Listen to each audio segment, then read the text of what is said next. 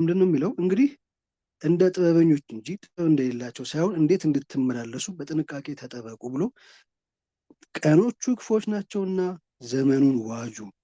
ስለዚህ የጌታ ፈቃድ ምን እንደሆነ አስተውሉ እንጂ ሞኞች አትሁኑ ብሎ መንፈስ ይሙላባችሁ እንጂ በወይን ጠጅ አትስከሩ፣ ይህ ማባከን ነውና ይላል። መንፈስ ይሙላባችሁ እንጂ በወይን ጠጅ አትስከሩ። ስለዚህ ወይን ጠጅና መንፈስ ቅዱስ እዚህ ጋር ተነጻጽረው ነው የተቀመጡት። ሁለቱም ሰውን ምንም የሚያደርጉ ናቸው፣ የሚሞሉ ናቸው። እና የወይን ጠጁ ሙላት ወይም የወይን ጠጁ ስካር ምን ይለዋል? ማባከን ነው ይለዋል። ግን አንድ ሰው በወይን ጠጅ የሰከረ ሰው እንዴት ነው የሚሆነው የሚለውን ስናስብ ወይን ጠጅ የሞላበት ሰው ይሰክራል። ሲሰክር ያ ወይን ጠጁ ንግግሩን ይቆጣጠራል፣ አስተሳሰቡን ይቆጣጠራል፣ አካሄዱን ይቆጣጠራል እና መላ ሰውነቱን መጠጡ ይቆጣጠራል። እና በጣም ዝምተኛ የሆነው ሰው ከሰከረ በኋላ በጣም ተጫዋች ሊሆን ይችላል እና የባህሪ ለውጥ ራሱ ያሳያል። በጣም ጸባየኛ ሰው በጣም ተሳዳቢ፣ ካልተደባደብኩኝ የሚል ሰው ይሆናል እና ሌላ ጊዜ በስነ ስርዓት የሚሄድ ሰው መንገዳገድ ይጀምራል። አካሄዱን ራሱ ይቆጣጠረዋል፣ መንገዳገድ ይጀምራል እና እስኪ ወድቅ ድረስ የቱን መርገጥ እንዳለበት እስከማያልቅ ድረስ አረማመዱን፣ አካሄዱን ይቆጣጠረዋል። በመጠጥ የሰከረ ሰው ይሄ ምንድን ነው ይለዋል? ማባከን ነው። ይልቁንስ መንፈስ ቅዱስ ይሙላባችሁ፣ በሌላ አነጋገር በመንፈስ ቅዱስ ስከሩ። እና የመንፈስ ቅዱስ ሙላት ማለት ልክ አንድ መጠጥ ሰውየውን እንደሚቆጣጠረው ሁሉ መንፈስ ቅዱስ እኛን ሲቆጣጠረን ማለት ነው። አስተሳሰባችን ሲቆጣጠር፣ አመለካከታችን ሲቆጣጠር፣ ንግግራችን ሲቆጣጠር፣ አካሄዳችን ሲቆጣጠር የባህሪ ለውጥ ኖርማሊ ከመንፈስ ቅዱስ ሙላት ውጪና ከመንፈስ ቅዱስ ሙላት በኋላ የሚኖረን የባህሪ መለወጥ ሲመጣ እሱ ማለት ነው የመንፈስ ቅዱስ ሙላት። ይሄ በየዕለቱ ሊሆን የሚገባ ነገር ነው። ደግሞም የእግዚአብሔር ፈቃድና የእግዚአብሔር ሐሳብ ነው። እዚህ ላይ መንፈስ ይሙላባችሁ እንጂ በወይን ጠጅ አትስከሩ የሚለው ሐሳብ እንደ ኦፕሽን አይደለም የመጣው። ከፈለጋችሁ ተሞሉ፣ ካልፈለጋችሁም ኢትስ ኦኬ። አንዳንዴ ተሞሉ፣ እንደዚህ አይነት አይደለም ሐሳቡ። አስገዳጅ ትእዛዛዊ አገላለጽ ነው እዚህ ጋር ጳውሎስ የሚያስቀምጠው። ተሞሉ፣ በመንፈስ ቅዱስ ተሞሉ፣ ትእዛዝ ነው፣ ማንዳቶሪ ነው፣ ግዴታ ነው። ሰው በወይን ጠጅ እንደሚሰክረው በወይን ጠጅ እንደሚሞላው ሁሉ እናንተም ደግሞ በመንፈስ ቅዱስ ስከሩ፣ በመንፈስ ቅዱስ ተሞሉ። ሐሳብ፣ አመለካከት፣ አካሄድ፣ አናኗራችሁን መንፈስ ቅዱስ ይግዛው፣ መንፈስ ቅዱስ ይቆጣጠረው የሚል ትእዛዝ ነው። ይሄ ትእዛዝ እግዚአብሔር መንፈሱን ሊሞላን ምን ያክል ፈቃደኛ እንደሆነ ያመለክታል። እኛ ለመሞላት እንቅረብ እንጂ ከላይም እያልን እንደመጣ ነው እኛ እንፈልግ እንጂ እኛ እንለምን እንጂ ሉቃስ 11 በዮሐንስ ምዕራፍ 7 እኛ ተጠምተን ወደ ኢየሱስ ክርስቶስ እንቅረብ እንጂ እግዚአብሔር በጣም በጣም በጣም ፈቃደኛ። ከምንም በላይ መልሱ የተረጋገጠ ጸሎት ማግኘቱ የተረጋገጠ ነገር ቢኖር የመንፈስ ቅዱስ ጉዳይ፣ የመንፈስ ቅዱስ ፍለጋ፣ የመንፈስ ቅዱስ ሙላት ነው። ስለዚህ ይሙላባችሁ፣ መንፈስ ይሙላባችሁ፣ ይቆጣጠራችሁ የሚል ሐሳብ ነው እዚህ ላይ የምናየው። ስለዚህ መንፈስ ቅዱስ የምንሞላው ነገር ነው። መንፈስ ቅዱስ የሚገዛን የሚቆጣጠረን ነገር ነው። ያለሱ ቁጥጥር ያለሱ ሙላት እንደ እግዚአብሔር ፈቃድና እንደ እግዚአብሔር ሐሳብ ልንኖር አንችልም። ሰው መንፈስ ቅዱስን እንዴት ይሞላል የሚለውን ነገር ለማየት ያክል ከወይን ጠጅ ጋር በተያያዘ የተጠቀሰውን ምሳሌ ላንሳ። በምሳሌ ምዕራፍ 23 ላይ ከቁጥር 29 ጀምሮ እንደዚህ ይናገራል። ዋይታ ለማን ነው? ሐዘን ለማን ነው? ጠብ ለማን ነው? ጩኸት ለማን ነው? ያለ ምክንያት መቁሰል ለማን ነው? የዓይን ቅላት ለማን ነው? የወይን ጠጅ በመጠጣት ለሚዘገዩ አይደለምን ይላል። ቅድም እንዳልነው በወይን ጠጅ የሰከረ ሰው እነዚህ ይገለጡበታል። ዓይኑ ይቀላል፣ ተደባዳቢ ይሆናል፣ ያለ ምክንያት ይቆስላል። አንዳንድ ጊዜ ሐዘን ውስጥ ሲገባ ዝም ብሎ ሲያለቅስ አጋጥሟችሁ ሊሆን ይችላል። የሰከረ ሰው ሲጮህ፣ በየአደባባዩ ሲናገር፣ ሲለፈልፍ ይታያል። እነዚህ መገለጫዎቹ ናቸው። ግን ይሄ ሰው ለማን ነው? ምን አይነት ሰው ነው ሲባል የወይን ጠጅ በመጠጣት ለሚዘገይ አይደለምን? ምን ማለት ነው? ወይን ጠጁን እየጠጣ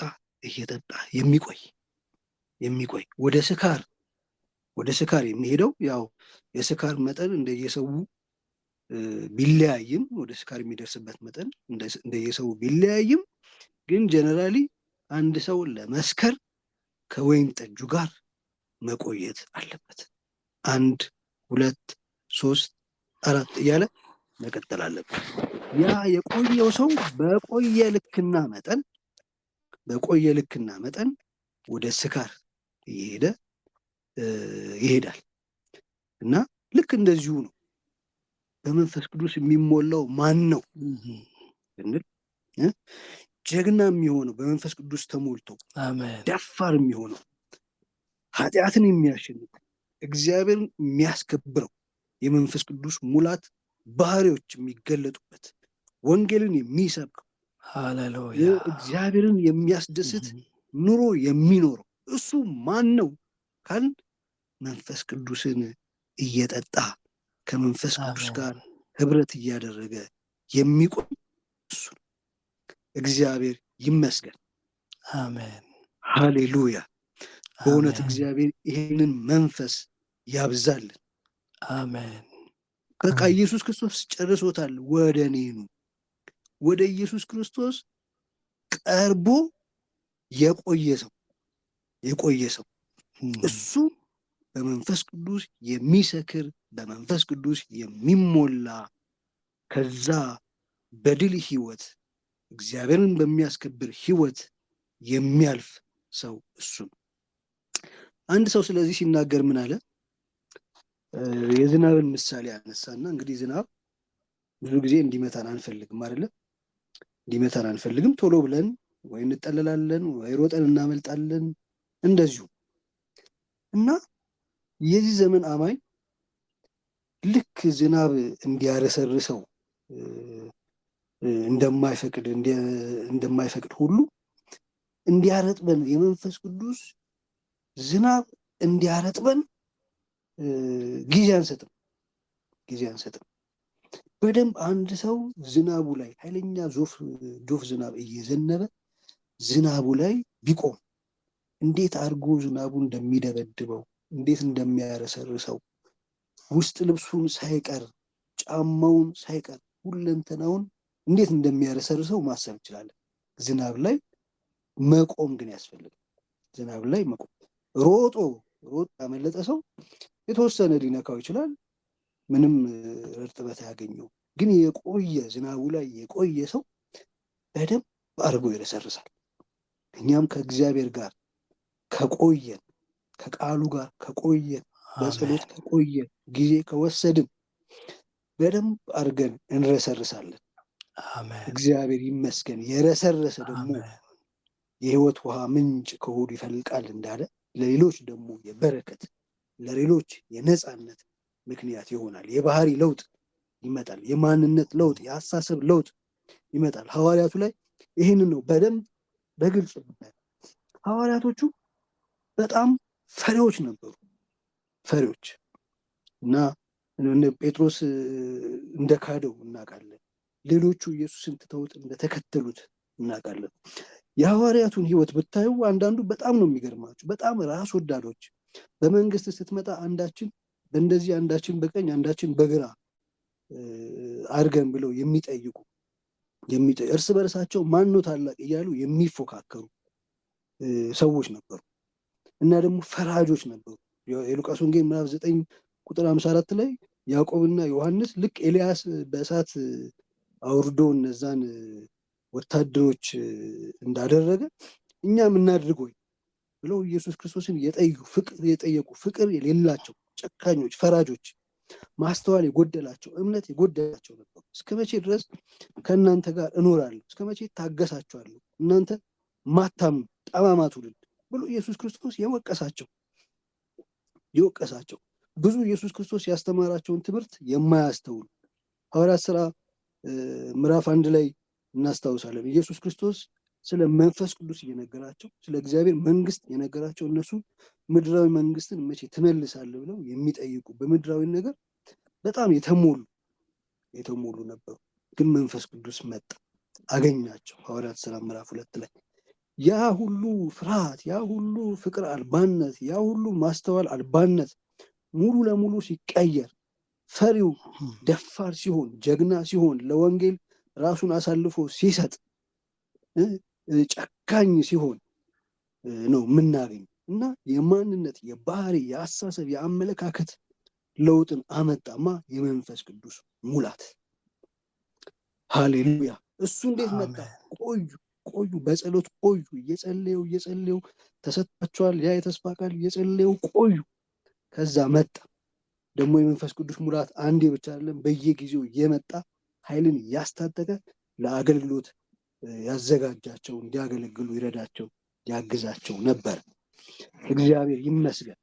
ስለዚህ መንፈስ ቅዱስ ለእኛ በቃ ህይወታችን ነው፣ ህልውናችን ነው፣ ኑሯችን ነው፣ እንጀራችን ነው፣ ምግባችን ነው፣ መጠጣችን ነው፣ ኃይላችን ነው፣ ጠላትን የምናሸንፍበት ነው።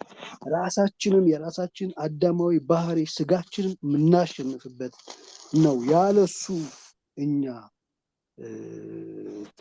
ከንቱ፣ ያለሱ ኃይል አልባ፣ ያለሱ ህይወት የሌለን፣ በህይወት እንኳን መቀጠል የማንችል በመንፈሳዊ ህይወት ደካማዎች፣ ተሸናፊዎች፣ ኃጢአት የሚያሸንፈን፣ ሰይጣን የሚያሸንፈን ሰዎች ነው የምንሆነው። ከሱ ጋር ግን ብርቱዎች፣ ጀግና እንሆናለን። በዚህ መልእክቴን ሳጠቃልል ለሰው ልጅ ኒድና ዋንት በጣም አስፈላጊ ደግሞ እንደ ነገሩ አስፈላጊ የሚባሉ ነገሮች እንዳሉ ምግብ፣ መጠጥ፣ መጠለያ፣ ልብስ፣ እነዚህ በጣም አስፈላጊ ከሚባሉት እንደሚመደቡ ከነዛ ሁሉ ግን ምግብና መጠጥ በጣም አስፈላጊ እንደሆነ ሁሉ መንፈስ ቅዱስ ከምግብም በላይ ለእኛ ለአማኞች፣ ከውሃም በላይ ለእኛ ለአማኞች እንደ ምግብ እንደ ውሃ በጣም አስፈላጊ ነው። ያለሱ ክርስትና አይታሰብ፣ ያለሱ ህይወት አይታሰብ። በዚህ ዘመን ለምንድን ነው የክርስትና ሌቭል ደረጃው የወረደው? ቅድስና የጠፋው፣ ኃጢአትን ማሸነፍ የጠፋው ካል ጉዳዩ መንፈስ ቅዱስ። እሱ ደግሞ እንዴት ሆነ? ድሮ በጣም ይጸለይ ነበር፣ የጸሎት ህይወት ነበር፣ ቃል ይነበብ ነበር፣ ቃል ይጠና ነበር። ሰዎች ራሳቸው እርስ በርስ ሲገናኙ የሚነጋገሩት ጌታ ምን አስተማረ፣ ጌታ ምን ተናገረ ነው።